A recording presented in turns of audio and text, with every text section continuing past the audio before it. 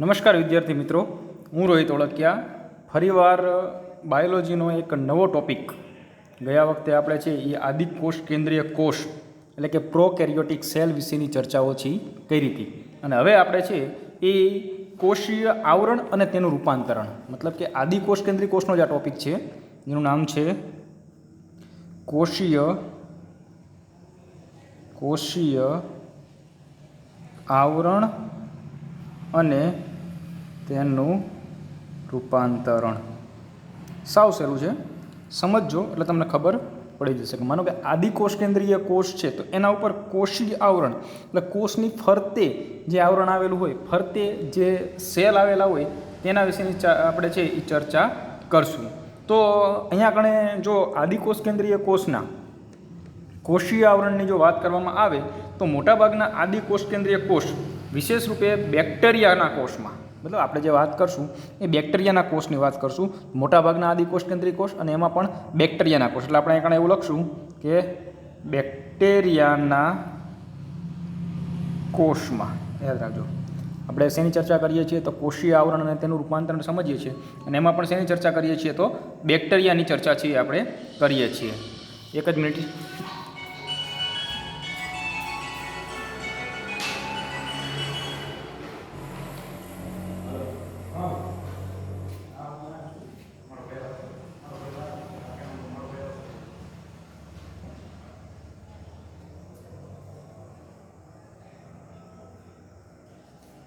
તો સોરી, આપણે આપણો ટોપિક છે એ કન્ટિન્યુ રાખશું કે બેક્ટેરિયાના કોષની વાત કરવામાં આવે તો બેક્ટેરિયાના કોષમાં, યાદ રાખજો, સોરી ફોર ડિસ્ટર્બન્સ, થોડું કામ સાઈડમાં ચાલુ છે એટલે એવું રહેશે. તો બેક્ટેરિયાના કોષમાં એક જટિલ રાસાયણિક કોષીય આવરણ જોવા મળે. કોષમાં એક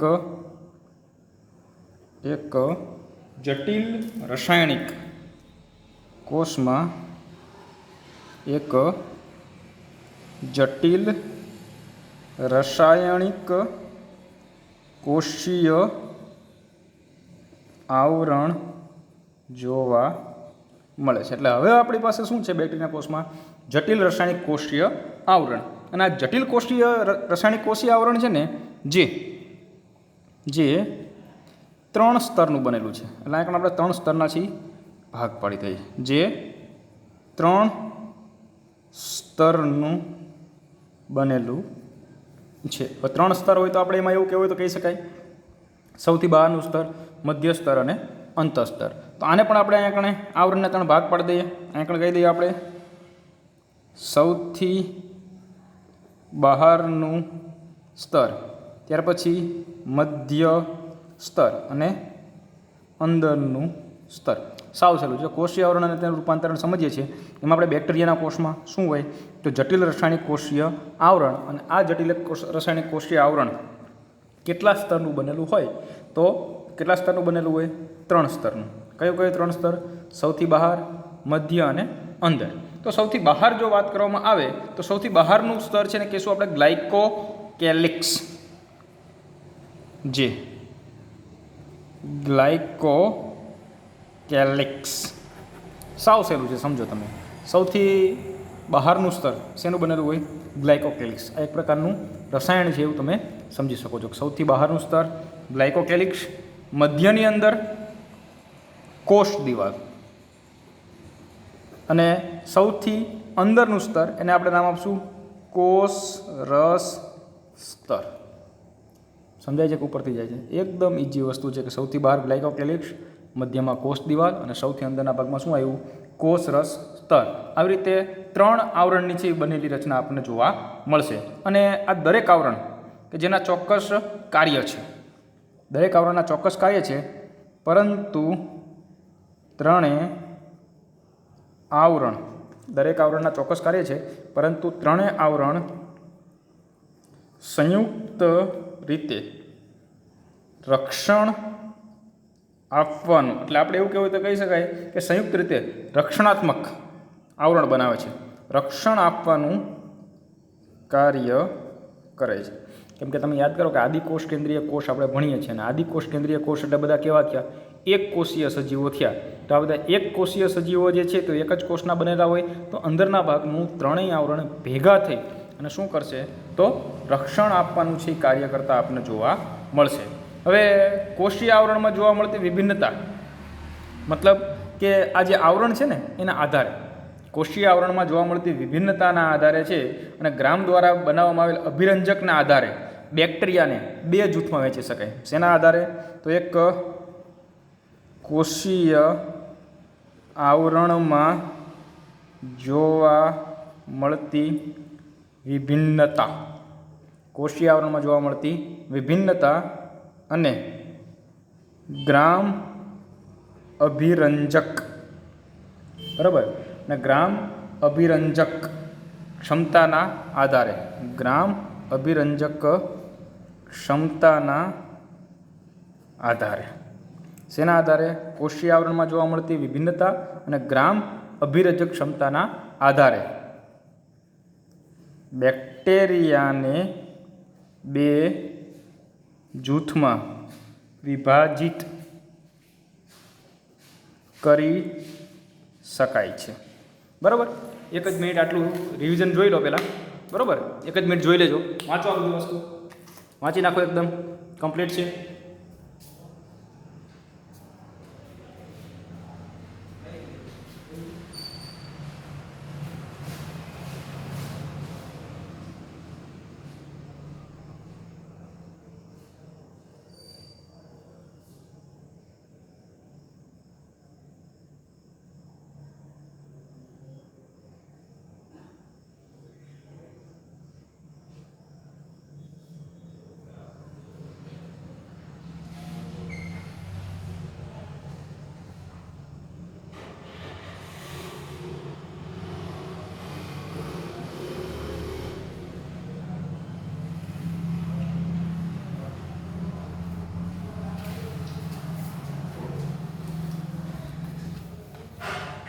તો અહીંથી આપણે છે એ આગળ વાંચ્યું વ્યવસ્થિત.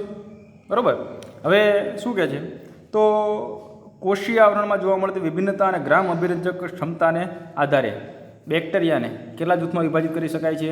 બે જૂથમાં વિભાજિત કરશું. કયા કયા બે જૂથમાં? તો સાવ સહેલું છે, યાદ રાખજો. આ પ્રશ્ન ઘણીવાર પરીક્ષામાંથી પૂછાયેલો છે કે બેક્ટેરિયા કેટલા પ્રકારના, તો અહીંયા કણે બે પ્રકારના બેક્ટેરિયા હોય છે. એક ગ્રામ પોઝિટિવ, ગ્રામ પોઝિટિવ, અને એકના નામ આપશો આપણે ગ્રામ નેગેટિવ. ફરીવાર કયા કેટલા પ્રકારના બેક્ટેરિયા જોવા મળશે આપણને? બે. કયા બે પ્રકારના? ગ્રામ પોઝિટિવ અને ગ્રામ નેગેટિવ. તો ગ્રામ પોઝિટિવ કોને કહેવાય? તો એવા બેક્ટેરિયા કે જેનું આવરણ ગ્રામ અભિરંજકને શોષી શકે. બરાબર, ગ્રામ અભિરંજકનું શોષણ કરી શકે તેને, ગ્રામ અભિરંજકનું શોષણ કરી શકે તેને ગ્રામ પોઝિટિવ અને ગ્રામ અભિરંજકનું શોષણ કરી શકતા નથી એને કહીશું ગ્રામ નેગેટિવ. બરાબર, તો આટલો ટોપિક આજનો જે આપણો હતો એ ફરીવાર વ્યવસ્થિત સમજવાનો પ્રયત્ન કરીએ, પછી આની નાની અંદર છે એ આગળ આપણે સમજવાનો પ્રયત્ન કરશું. તો સૌથી પહેલાં શું હતું તો કોષીય આવરણ અને તેનું રૂપાંતરણ, કે જેની અંદર આપણે બેક્ટેરિયાના કોષની વાત કરતા હતા. તો બેક્ટેરિયાના કોષમાં શું હોય તો જટિલ રાસાયણિક કોષીય આવરણ. શું હોય? જટિલ રાસાયણિક કોષીય આવરણ. આ આવરણ કેટલા સ્તરનું બનેલું હોય તો 3 સ્તરનું બનેલું હોય.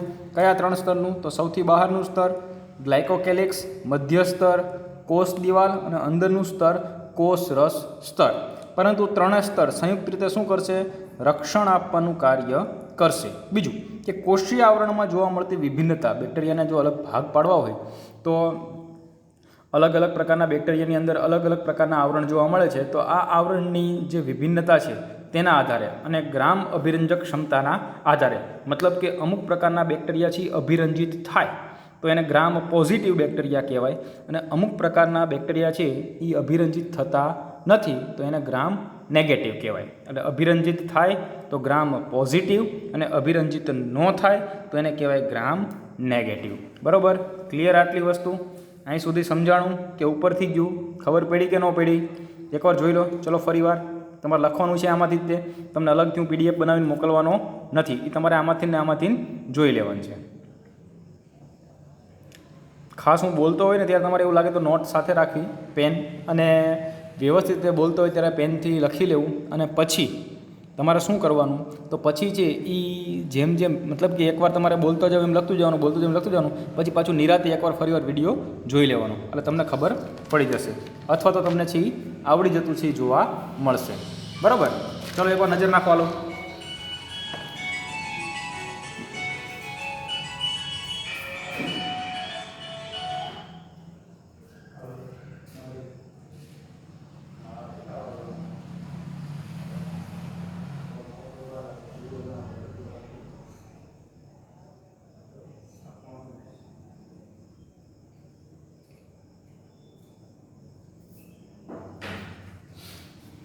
બરાબર, હવે આમાં છે એ આપણે નવો ટોપિક સમજવાનો છે પ્રયત્ન કરશું. અને નવા ટોપિકની વાત કરીએ તો 3 સ્તર કીધા હતા, એમાં સૌથી બહાર હતું ગ્લાયકોકેલિક્સ, જે જુદા જુદા બેક્ટેરિયામાં બંધારણ અને જાડાઈ બાબતે જુદું જુદું હોય. મતલબ કે ગ્લાયકોકેલિક્સનું જે આવરણ હોય એ અલગ અલગ, મતલબ 3 સ્તર કીધા હતા ને, સૌથી બહાર ગ્લાયકોકેલિક્સ, કોષ દિવાલ અને કોષરસ સ્તર. તો આ 3 સ્તર વારાફરતી સમજવાનો પ્રયત્ન કરશું. તો સૌથી પહેલાં આપણે ગ્લાયકોકેલિક્સ જોઈ લઈએ.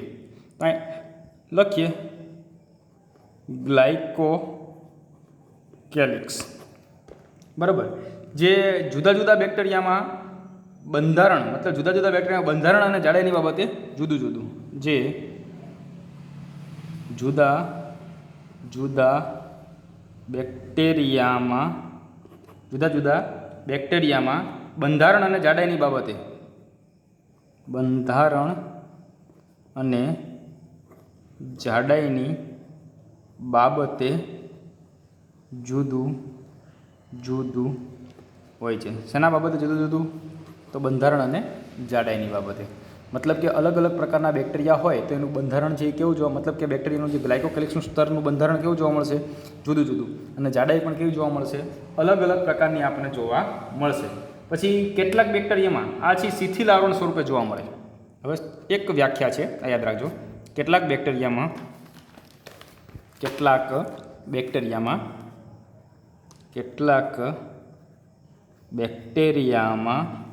આ આવરણ કેવું જોવા મળશે? તો શિથિલ આવરણ, બેક્ટેરિયામાં આ આવરણ શિથિલ સ્વરૂપે જોવા મળે. શિથિલ સ્વરૂપે જોવા મળે છે. કયા સ્વરૂપે જોવા મળશે? શિથિલ સ્વરૂપે, જેને શ્લેષ્મ સ્તર કહે છે. જેને શ્લેષ્મ સ્તર કહે છે. તો મતલબ કે એવા બેક્ટેરિયા કે જેની અંદર આવરણ શિથિલ સ્વરૂપે, શિથિલ એટલે કડક, હાર્ડ સરફેસ જોવા મળે, તો એ આવરણને શું કહીશું આપણે? શ્લેષ્મ સ્તર. એ સ્તરને છે એ શ્લેષ્મ સ્તર, આવા શબ્દ તરીકે આપણે છે એ ઉપયોગ કરી શકશું. બીજું કે જ્યારે કેટલાક બેક્ટેરિયામાં સ્તર જાડું અને મજબૂત, કેટલાક બેક્ટેરિયામાં આ સ્તર જાડું અને મજબૂત હોય છે. કેટલાક બેક્ટેરિયામાં આ સ્તર કેવું હશે? જાડું અને મજબૂત. અને જો જાડું અને મજબૂત હોય તો એને છે કેપ્સ્યુલ કહેવાય. યાદ રાખજો કે જાડું અને મજબૂત, જેને કેપ્સ્યુલ કહે છે. મતલબ કે એકદમ સિમ્પલ વસ્તુ થઈ ગઈ ભાઈ. અમુક પ્રકારના બેક્ટેરિયામાં જે છે એ આ સ્તર છે કેવું હોય? શિથિલ સ્વરૂપે. શિથિલ સ્વરૂપે હોય તો શું કહેશું? એને શ્લેષ્મ સ્તર કહેશું. પણ અમુક પ્રકારના બેક્ટેરિયામાં આ સ્તર કેવું હશે? જાડું અને મજબૂત. અને જાડું અને મજબૂત હશે તો એને શું નામ આપશું આપણે? કેપ્સ્યુલ તરીકે છે ઓળખવામાં આવે. બીજું કે કોષ દિવાલ. આના પછીની રચના કોષ દિવાલ, જે કોષનો આકાર નક્કી કરે છે. કોષ દિવાલનું કાર્ય 3 સ્તર કીધું હતું ને, પહેલું ગ્લાયકોકેલિક્સ, બીજું કોષ દિવાલ. તો અહીં લખશું આપણે કોષ દિવાલ. થોડુંક મને એવું લાગે છે કે સ્પીડથી જાય છે, કેમ કે જનરલી આપણે ભણતા હોય એની કરતાં વધારે સ્પીડથી, કેમ કે હું વન વે છું, એકલો બોલું છું, તમે ખાલી સાંભળો છો, એટલે થોડુંક છે ને એ જોડે જોડે લખવાનો પ્રયત્ન કરજો તો આવડશે, બાકી બધું છે એ ઉપરથી જશે. કોષ દિવાલ કોષનો આકાર નક્કી કરે છે. કોષ દિવાલ જે કોષનો આકાર નક્કી કરે છે. કોષ દિવાલનું કાર્ય શું છે? તો કોષનો આકાર નક્કી કરવાનું છે કાર્ય કરશે. અને બીજી વસ્તુની જો આપણે વાત કરીએ કે મજબૂત બંધારણીય રચના પ્રદાન કરે, જે બેક્ટેરિયાને તૂટવા તેમજ પતન થવાથી અટકાવે. એટલે મજબૂત બંધારણીય રચના પ્રદાન કરે છે. કેવી રચના? મજબૂત બંધારણીય રચના કે જે બેક્ટેરિયાને જે છે એ શું કરશે? તો પર્યાવરણના સંપર્કમાં આવે એટલે કે તૂટવાથી અથવા તો પતન થવાથી છે એ બચાવે. જે બેક્ટેરિયાને તૂટવાથી અથવા તો પતન થવાથી બચાવે. જે બેક્ટેરિયાને તૂટવાથી કે પતન થવાથી બચાવે છે. શું કરશે? બેક્ટેરિયાને તૂટવાથી અને પતન થવાથી બચાવે. સેમ આવી જ રચના જેને આપણે કહીશું કોષ રસ સ્તર, અથવા તો આપણે એને નામ આપશું કોષ રસ પટલ રચના છે, જેનું નામ આપશું આપણે કોષ રસ પટલ. બસ સાવ સહેલું છે, જેને નામ આપશું આપણે કોષ રસ પટલ. અને કોષ રસ પટલની વાત કરવામાં આવે તો અર્ધ પ્રવેશશીલ, જે અર્ધ પ્રવેશશીલ પ્રકૃતિ ધરાવે છે. અહીંયા કણે આ વસ્તુ સમજવાની છે કે ભાઈ અર્ધ પ્રવેશશીલ પ્રકૃતિ કોને કહેવાય? જો કે કોષરસ પટલ છે એને બીજા નામ તરીકે છે એ આપણે અર્ધ પ્રવેશશીલ પટલ તરીકે પણ ઓળખી શકાય છે, અથવા તો એનું હજુ એક નામ છે જેને પસંદગીમાન પ્રવેશશીલ પટલ તરીકે પણ ઓળખી શકાય છે. હજુ આ કોષરસ પટલ પૂરું કરીએ પછી ફરીવાર આપણે એકવાર એનું રિપીટ અથવા તો રિવિઝન કરવાનો પ્રયત્ન કરશું. બીજું, અને બાહ્ય પર્યાવરણ સાથે સંપર્કમાં રહે કોણ? કોષરસ પટલ. યાદ રાખજો, બાહ્ય પર્યાવરણ સાથે સંપર્ક સાધે છે કોણ? કોષરસ પટલ. કે જ્યારે કોઈ પણ ઘટકોની આપ-લે કરવાની હોય, આદાન પ્રદાન કરવાનું હોય ત્યારે કોષરસ પટલ મહત્વનું કાર્ય કરશે. બાહ્ય પર્યાવરણ સાથે સંપર્કમાં રહે છે. બાહ્ય પર્યાવરણ સાથે સંપર્કમાં રહે છે. શું કરશે? તો બાહ્ય પર્યાવરણ સાથે છે એ સંપર્ક સાધવાનું છે કાર્ય કરશે. આગળ સમજીએ કે બંધારણની દ્રષ્ટિએ આ પટલ સુકોષ કેન્દ્રીય કોષમાં જોવા મળતા પટલ જેવું જોઈએ. મતલબ કે આદિકોષ કેન્દ્રીય કોષનું કોષરસ સ્તર અને સુકોષ કેન્દ્રીય કોષનું કોષરસ સ્તર આ બંને સરખું હોય. એટલે આપણે લખશું બંધારણની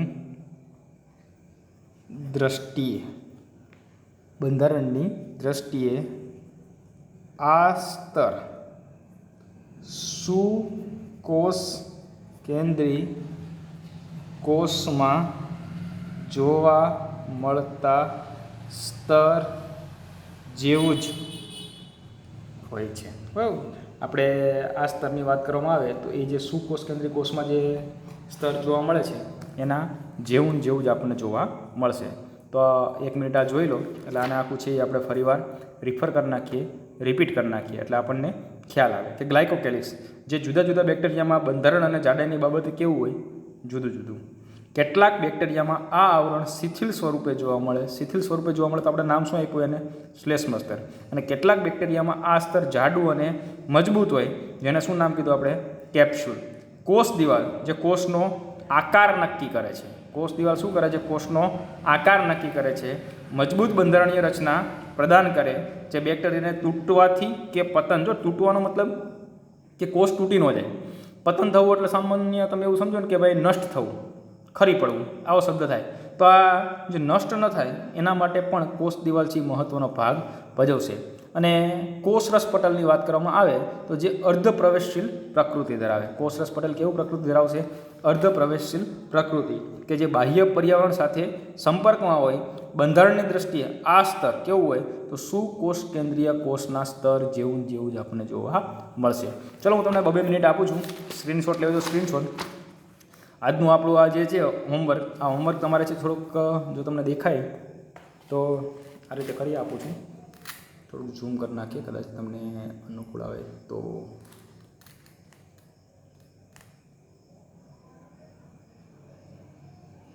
બરાબર, આ છે એ લખી નાખો.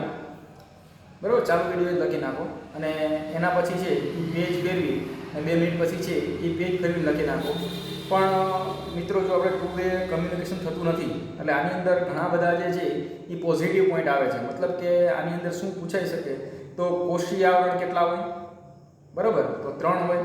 બીજું કે પહેલું આવરણ કયું હોય, બીજું આવરણ કયું હોય, ત્રીજું આવરણ કયું હોય, બેક્ટેરિયાને કેટલા જૂથમાં વહેંચવામાં આવે, શેના આધારે વહેંચવામાં આવે, ગ્રામ પોઝિટિવ કોને કહેવાય, ગ્રામ નેગેટિવ કોને કહેવાય, કોષ દિવાલનું કાર્ય શું છે, કોષ રસ સ્તરનું કાર્ય શું છે, આ બધી વસ્તુ છે એ આની અંદર પૂછાવાની શક્યતાઓ છે, અથવા તો આ બધી વસ્તુ છે આની અંદર પૂછાઈ શકે છે એવા પ્રકારની છે, બરાબર. એટલે 2 મિનિટ આ રાખ્યું છે, આ તમે તમારી રીતે છે એ લખી શકો છો.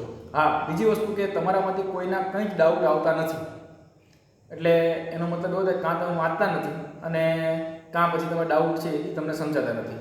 એક કામ કરજો, તમે જે છે ને એ જેટલા પ્રકારના ડાઉટ હોય આ ડાઉટની નીચેના ભાગમાં અંડરલાઈન કરીને રાખજો, બરાબર. એટલે જ્યારે આપણે રૂબરૂ મળશું, બરાબર, આ ડાઉટની નીચે તમે અંડરલાઈન કરીને રાખજો. જ્યારે આપણે રૂબરૂ મળશું ત્યારે હું તમારા બધા જ ડાઉટ છે સોલ્વ કરી આપીશ. ચાલો લખી નાખો આટલું ફટાફટ. 2 મિનિટ આ લખી નાખો, 2 મિનિટ બીજું પેજ ફેરવી દઉં છું એ લખી નાખો.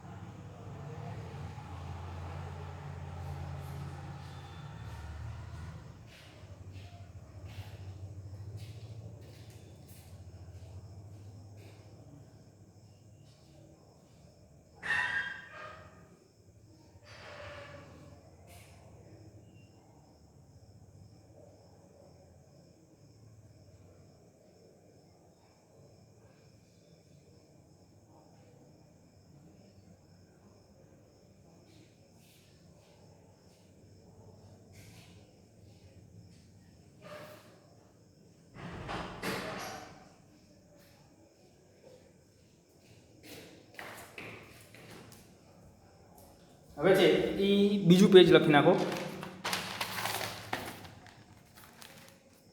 ચાલો લખો ફટાફટ.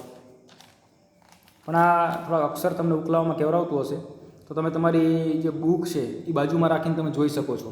એની અંદર પણ તમને આ બધી વસ્તુઓ છે એ દેખાશે, બરાબર. ને બેઠે બેઠું બુકનું જ છે, આપણે કોઈ આડાવડા વધારે રેફરન્સ લીધા નથી.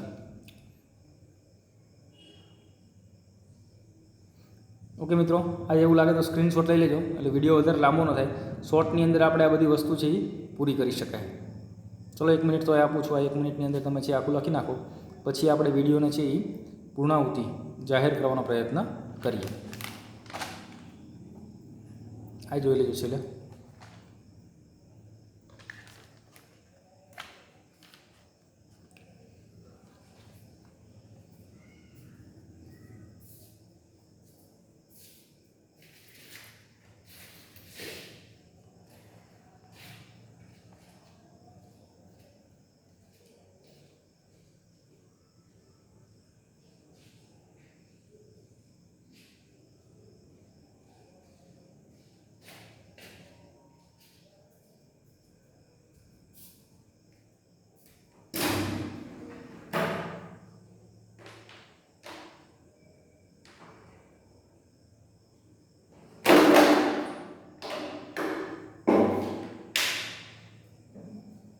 ઓકે મિત્રો, તો તમને આ બધી વસ્તુ છે એ સારી રીતે સમજાઈ ગઈ હશે અને હજુ આનો એક સેકન્ડ પાર્ટ આવવાનો છે. તો એ સેકન્ડ પાર્ટ આપણે પછીથી સમજવાનો પ્રયત્ન કરશું. અસ્તુ, જય હિન્દ, જય